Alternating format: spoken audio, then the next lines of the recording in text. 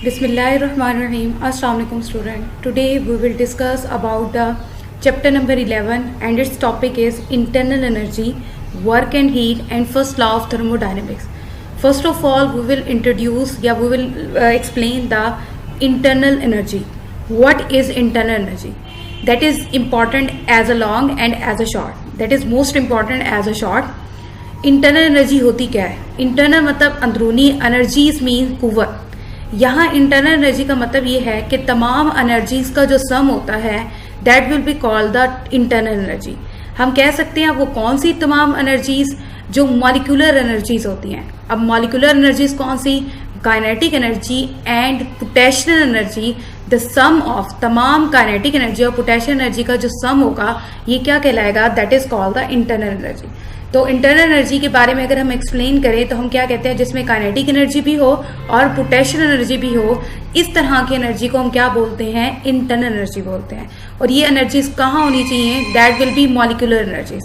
The sum of all form of molecular energies such as kinetic and potential energy of a substance is called internal energy.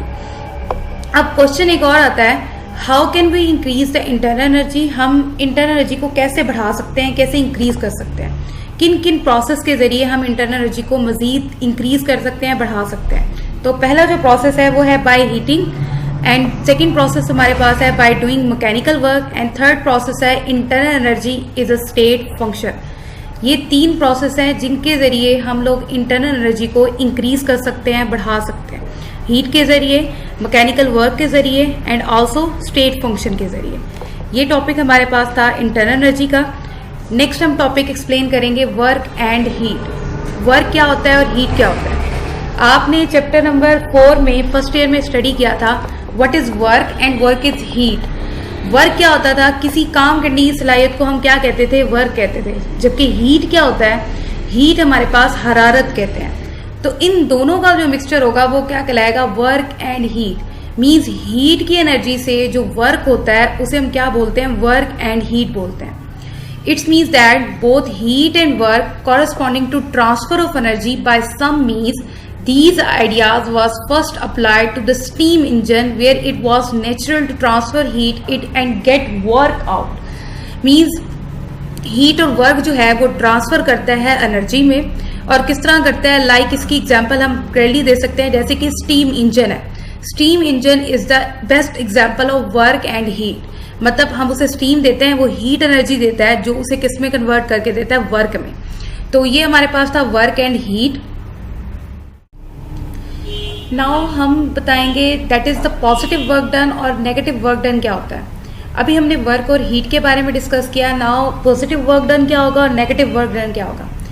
ऐसा system हम कहते हैं work done का जो system होता है जो इन्वायरमेंट की वजह से कंसीडर हो और वो पॉजिटिव हो. पॉजिटिव वर्क डन में पॉजिटिव कैलकुलेशन होगी और नेगेटिव वर्क में नेगेटिव वर्क डन होगा. तमाम पूरी की पूरी स्टेटमेंट वही, work done by the system on it's environment. बस लास्ट में पॉजिटिव के लिए पॉजिटिव लिख दिया जाएगा और नेगेटिव के लिए नेगेटिव लगा दिया जाएगा. तो ये हमारे पास क्या था? Work and heat. Work and heat को मजीद हम एक्सप्लेन करेंगे, या हमारे पास बल्कि हम किसको मजीद एक्सप्लेन करेंगे? हम मजीद इंटरनल एनर्जी को एक्सप्लेन करेंगे और इंटरनल एनर्जी को कैलकुलेट करेंगे. Work and heat is the topic of internal energy. अब इसे हम मजीद एक्सप्लेन करेंगे ये किस तरह होगा. हीट जो होती है is the form of energy which can travel from one body to another. ये हम जानते हैं कि हीट जो होती है वो एनर्जी की एक फॉर्म है जो एक बॉडी से दूसरी बॉडी में ट्रांसफर होती है. इसका यूनिट क्या होता है? That is the जॉल. अब इसे हम मजीद एक्सप्लेन करने के लिए हम कोई एक एग्जाम्पल करते हैं, एक एक्सपेरिमेंट करके देखेंगे. इस एक्सपेरिमेंट के जरिए क्या चीज कंसीडर कर रहे हैं? हम एक सिलेंडर कंसीडर कर रहे हैं और वो गैस से भरा हुआ है और उसके अंदर एक मूवेबल फ्रिक्शनलेस पिस्टन्स लगाए गए हैं. ठीक है, मूवेबल फ्रिक्शनलेस पिस्टन्स जो वहां पर ऐड है और उसका जो क्रॉस सेक्शन एरिया है वो कैपिटल ए है. In equilibrium the system occupy volume we. अच्छा, अब यहाँ पर अगर आप डायग्राम देख रहे हो तो यही डायग्राम इसी को एक्सप्लेन कर रही है, इसी एक्सपेरिमेंट को.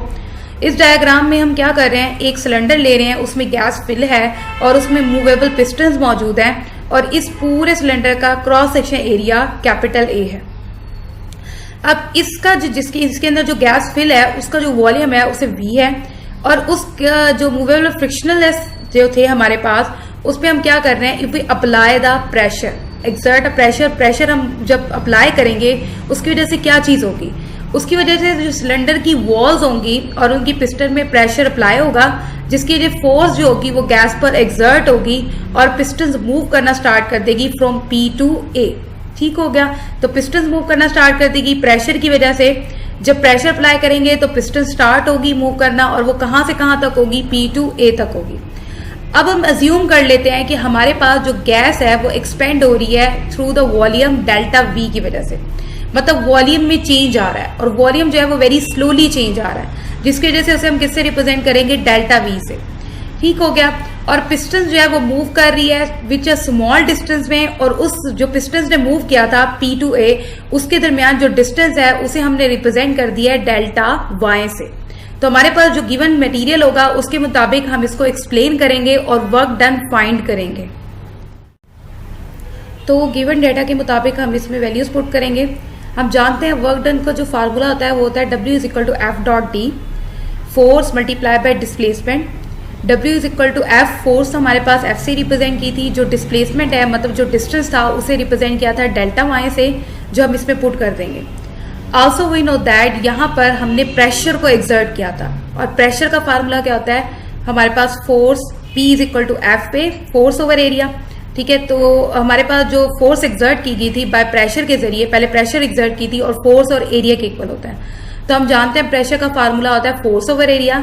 अगर हमें फोर्स फाइंड करनी है तो क्या बन जाएगा, F is equal to P A. तो F की जगह हम क्या पुट कर देंगे, पी ए, डेल्टा वाई आ जाएगा। तो ये आ गया जी कुछ इस तरह से, W is equal to P A delta Y. उसके बाद अगर आप ऑब्जर्व करें ये इक्वेशन, इसको हम थोड़ा सा ड्राइव करेंगे, इसको चेंज करेंगे इन वॉल्यूम में। कैसे चेंज इन वॉल्यूम में करेंगे, हमारे पास एक आ गया एरिया, एक था pressure P A delta Y. तो यहाँ पर A और डेल्टा वाई वैसे रहेगा, W और P आ जाएगा। हम इस P डेल्टा W की जगह क्या लिख देंगे, डेल्टा V लिख देंगे। उसकी मेजर रीजन ये है कि हम जानते हैं कि डेल्टा V जो होता है वो किसके इक्वल होता है, area multiply by length multiply by width multiply by height. We know that volume जो होता है वो किसके इक्वल होता है, length multiply by width multiply by height. तो अगर आप यहाँ ऑब्जर्व करें, डेल्टा V रिप्रेजेंट कर रहा है चेंज इन वॉल्यूम को, है तो वॉल्यूम, तो length multiply by width multiply by height है।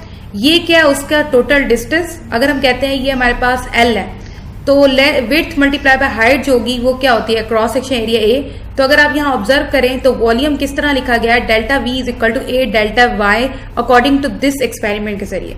ठीक हो गया। ये किस तरह आया ये पता चल गया आपको। फिर इस डेल्टा A डेल्टा Y की जगह, इसकी जगह हम क्या पुट कर देंगे, डेल्टा V। जब हम पुट करेंगे इस इक्वेशन में तो आ जाएगा W is equal to P delta V। तो ये इस तरह हमारे पास इक्वेशन ड्राइव हो जाएगी। तो work done can also be calculated by area of the curve under P minus V graph as show in figure. जैसे कि यहाँ पर वो कहता है ग्राफ में दिखाया गया है, तो हम लोग इसके जरिए अंडर अ कर्व के जरिए भी ग्राफिकली भी इसको एक्सप्लेन कर सकते हैं। ये हम लोगों ने कैलकुलेट कर लिया first law of internal energy, और हमने क्या पीछे कैलकुलेट किया था, वर्क एंड हीट को कैलकुलेट किया था। उसके बाद हमारा मोस्ट इंपॉर्टेंट लॉन्ग क्वेश्चन है as well as short, that is the first law of thermodynamics. अब फर्स्ट लॉ ऑफ थर्मोडायनेमिक्स होता क्या है, पहले हम इसको मजीद एक्सप्लेन करेंगे। तो अब हम एक्सप्लेन करेंगे फर्स्ट लॉ ऑफ थर्मोडायनेमिक्स को। फर्स्ट लॉ ऑफ थर्मोडायनेमिक्स है क्या, थर्मोडायनेमिक्स का जो पहला लॉ है हमारे पास, उसको हम सबसे पहले एक्सप्लेन कर रहे हैं। हमें ये मालूम होना चाहिए कि जो थर्मोडायनेमिक्स है उसके दो लॉ होते हैं, एक फर्स्ट लॉ और एक सेकंड लॉ है। दो लॉ बनाए गए, एक को नाम दिया फर्स्ट लॉ ऑफ थर्मोडायनेमिक्स का, दूसरे को नाम दिया सेकंड लॉ ऑफ थर्मोडायनेमिक्स का।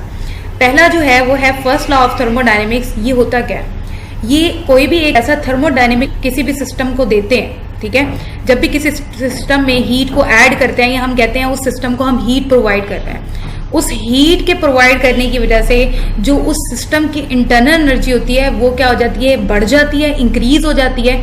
और उस इंटरनल एनर्जी के इंक्रीज करने की वजह से कोई ना कोई वर्क डन होता है उस सिस्टम में। उस तरह के प्रोसेस को हम क्या बोलते हैं, फर्स्ट लॉ ऑफ थर्मोडायनेमिक्स। तो आपको क्लियर हो जाना चाहिए कि when we added to the system, added to the heat to the system, कि अगर हम कोई भी हीट किसी सिस्टम पे ऐड करते हैं, उसे हीट प्रोवाइड करते हैं, उसकी वजह से उस सिस्टम की जो इंटरनल एनर्जी होती है वो बढ़ जाती है, इंक्रीज इन इंटरनल एनर्जी। और उसकी इंक्रीज, जब इंटरनल एनर्जी इंक्रीज कर जाती है और स्टोर वो कर देता है, प्लस वर्क डन उसे हमें देता है, उससे कोई ना कोई वर्क करता है, इस तरह के प्रोसेस को क्या बोलते हैं?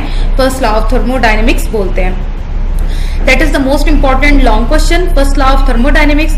In any thermodynamic process, when heat Q is added to the system, this energy appear as an increase in internal energy. Internal energy को हम represent करते हैं U से। Q के internal energy पहले कुछ थी, अब Q के बढ़ गई है, तो change आ रहा है internal energy में, इसीलिए हम इसे किससे represent करेंगे? डेल्टा U से। ठीक हो गया। अच्छा, increase in internal energy store in the system plus the work done by the system on its surrounding. इस तरह की फॉर्म को हम क्या बोलते हैं? फर्स्ट लॉ ऑफ थर्मोडायनेमिक्स बोलते हैं। इसको हम लोग इक्वेशन के जरिए, इसको फार्मूला इसका ड्राइव कर सकते हैं। इसकी इक्वेशन इस तरह से ड्राइव कर सकते हैं, जैसे कि आपको यहाँ नजर आ रही होगी equation, Q is equal to delta U plus W। तो Q रिप्रेजेंट कर रहा है हीट को, equal to internal energy, delta U is the increase internal energy plus work done, इसकी वजह से वर्क डन होता है। इसको हम क्या बोलेंगे? First law of thermodynamics. अब डेल्टा U, जैसे कि मैंने अभी बताया, ये चेंज इन इंटरनल एनर्जी को रिप्रेजेंट कर रहा है। फॉर एग्जाम्पल, पहले हमारे पास U1 था, फिर चेंज हो गया, इंक्रीज हो गया, तो डेल्टा U को हम कुछ इस तरह से भी राइट कर सकते हैं, is equal to U2 minus U1, पहले वाली और उसके बाद इंक्रीज करने के बाद। ठीक हो गया। अब जब हमने हीट सप्लाई की किसी भी सिस्टम में, तो हीट सप्लाई करने की वजह से क्या चीज हुई? काइनेटिक एनर्जी जो थी, मॉलिक्यूल्स की जो काइनेटिक एनर्जी थी वो बढ़ गई। ठीक है, अगर इसका प्रोसेस पूरा एक्सप्लेन करें तो कुछ इस तरह से होगा कि हम काइनेटिक एनर्जी को एक्सप्लेन करेंगे। तो जैसे कि अभी बताया कि काइनेटिक एनर्जी को एक्सप्लेन करेंगे, आपको यहाँ पर डायग्राम में भी नजर आ रहा होगा, हीट हम दे रहे हैं पॉजिटिव सिस्टम वाला, ठीक है, प्लस Q वाला, तो हमें क्या मिल रहा है? हीट जो सिस्टम में जो हमें वर्क डन मिल रहा है, that will also will be positive. और अगर हम हीट देंगे नेगेटिव वाला, तो हमें जो वर्क डन मिलेगा, that is also will be a negative work done. अब हम बात करते हैं दोबारा उसी चीज की कि जब हमने हीट को सप्लाई किया सिस्टम पे, उसकी वजह से क्या चीज हुई बेटा? मॉलिक्यूल्स जो थे, जो हमारे पास एटम्स के जो मॉलिक्यूल्स थे हमारे पास, उसकी जो काइनेटिक एनर्जी थी वो इंक्रीज हो जाएगी। जब काइनेटिक एनर्जी मॉलिक्यूल्स की इंक्रीज हो जाती है, तो डेफिनेटली उनकी जो इंटरनल एनर्जी होगी वो भी क्या हो जाएगी? इंक्रीज हो जाएगी, बढ़ जाएगी। उसकी इंक्रीज होने की वजह से क्या होगा? कोई ना कोई वर्क डन होगा सिस्टम में। तो यहाँ पर वर्क डन क्या होगा? मॉलिक्यूल्स क्या होना स्टार्ट हो जाएंगे? पुश करना स्टार्ट कर देंगे पिस्टन्स को अपवर्ड की तरफ। तो इसे हम क्या बोलते हैं? First law of thermodynamics. ये हमने एक्सपेरिमेंटली प्रूव किया। एक्सपेरिमेंट में हम क्या ले रहे हैं? हम फॉर एग्जाम्पल एक कंटेनर ले रहे हैं, ये हमारे पास मौजूद है और उसमें हमारे पास कोई गैस मौजूद है। मैटर की कौन सी स्टेट मौजूद है? गैस। और गैस के जो मॉलिक्यूल्स हैं, जब हमने उस कंटेनर पर हीट प्रोवाइड की, हीट सप्लाई कर दी, हीट सप्लाई करने की वजह से क्या चीज हुई बेटा? वो जो गैस थी उसके मॉलिक्यूल्स जो थे उनकी काइनेटिक एनर्जी क्या हो गई? ज्यादा हो गई। जब उन मॉलिक्यूल्स की काइनेटिक एनर्जी बढ़ जाएगी तो डेफिनेटली उन मॉलिक्यूल्स की जो इंटरनल एनर्जी है, जो कि काइनेटिक एनर्जी होती है, वो क्या हो जाएगी? वो भी बढ़ जाएगी। उसके बढ़ने की वजह से क्या होगा? मॉलिक्यूल्स बड़ी तेजी के साथ मूव करना स्टार्ट कर देंगे। जो मॉलिक्यूल्स बड़ी तेजी के साथ, बड़ी फोर्स के साथ मूव करना स्टार्ट करेंगे, तो उसकी वजह से क्या चीज होगी बेटा? मॉलिक्यूल्स पुश करेंगे उस पिस्टन को जो कि उस सिलेंडर पर लगा हुआ है, और पिस्टन्स को क्या करेंगे? वो पुश करेंगे। और वो कहाँ पुश करेंगे? उसको अपवर्ड की तरफ पुश करेंगे। जब वो पिस्टन को अपवर्ड की तरफ पुश करेंगे, इसका मतलब है उसने कोई ना कोई वर्क डन किया, कोई ना कोई काम किया। तो इसे हम क्या बोलेंगे? इस प्रोसेस को, इस एक्सपेरिमेंट को हम नाम देंगे फर्स्ट लॉ ऑफ थर्मोडायनेमिक्स का। That clear? इससे एक चीज क्लियर होती है हमारे पास, अगर हमने इंटरनल एनर्जी फाइंड कर दी है तो इक्वेशन 1 को ही हम यूज करेंगे। उसके जरिए हमारे पास क्या आ जाएगा?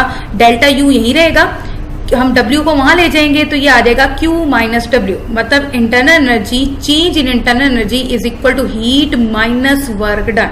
ठीक हो गया। अब चेंज इन इंटरनल एनर्जी की डेफिनेशन को अगर हम एक्सप्लेन करें इस फार्मूले के जरिए, इस इक्वेशन के जरिए, तो हम कुछ इस तरह से भी कह सकते हैं कि heat supply to the system, work done by the system. इसे हम क्या बोलते हैं? इसे हम इंटरनल एनर्जी बोलते हैं। और this law is the extend from of law of conservation of energy. ये एक्सटेंड होता है law of conservation of energy के लिए। तो ये हमारे पास था, that is the first law of thermodynamics. First law of thermodynamics की डिफरेंट एग्जांपल्स हैं जिन एग्जांपल्स में हम लोग फर्स्ट लॉ ऑफ थर्मोडायनेमिक्स को ओबे करवाते हैं, जिनमें फर्स्ट लॉ ऑफ थर्मोडायनेमिक का सिस्टम यूटिलाइज होता है। जैसे कि heat engine is the best example of first law of thermodynamics. जो हीट इंजन है वो फर्स्ट लॉ ऑफ थर्मोडायनेमिक्स के प्रोसेस के तहत वर्क करता है। बिल्कुल इसी तरह एक बाइसाइकिल पंप है, वो भी एक किसके प्रोसेस के तहत वर्क करता है, फर्स्ट लॉ ऑफ थर्मोडायनेमिक्स में। तो ये हमारे पास कुछ इसकी एग्जांपल्स हैं जो कि फर्स्ट लॉ ऑफ थर्मोडायनेमिक्स जिनमें ओबे करता है। तो ये हमारा टॉपिक था first law of thermodynamics. Next हम मजीद एक्सप्लेन करेंगे फर्स्ट लॉ ऑफ थर्मोडायनेमिक्स को।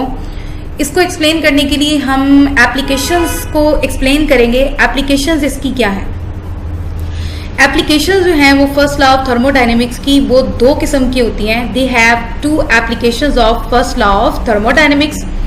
पहली जो एप्लीकेशन है वो है आइसोथर्मल प्रोसेस, सेकेंड एप्लीकेशन है वो है एडियाबैटिक प्रोसेस। ये दोनों एप्लीकेशन जो हैं ये फर्स्ट लॉ ऑफ थर्मोडायनेमिक्स की हैं और दोनों एप्लीकेशन मोस्ट इंपॉर्टेंट हैं as a long plus as a short. Isothermal process और एडियाबैटिक प्रोसेस अक्सर शॉर्ट में भी आ जाता है और as well as long questions में भी आता है। तो इसके बारे में हम डिटेल से पढ़ेंगे अपने नेक्स्ट लेक्चर में। आइसोथर्मल प्रोसेस और एडियाबैटिक प्रोसेस होता क्या है, ये एप्लीकेशंस हैं तो ये होती क्या है, तो इसके बारे में हम नेक्स्ट लेक्चर में स्टडी करेंगे। तो आज के लेक्चर में हम लोगों ने फर्स्ट लॉ ऑफ थर्मोडायनेमिक्स को एक्सप्लेन किया और थर्मोडायनेमिक्स क्या होते हैं इनके बारे में एक्सप्लेन किया। आल्सो इंटरनल एनर्जी क्या होती है उसे हमने एक्सप्लेन किया and also work and heat explain किया। तो नेक्स्ट लेक्चर में हम लोग एक्सप्लेन करेंगे आइसोथर्मल प्रोसेस और एडियाबैटिक प्रोसेस को। Thank you.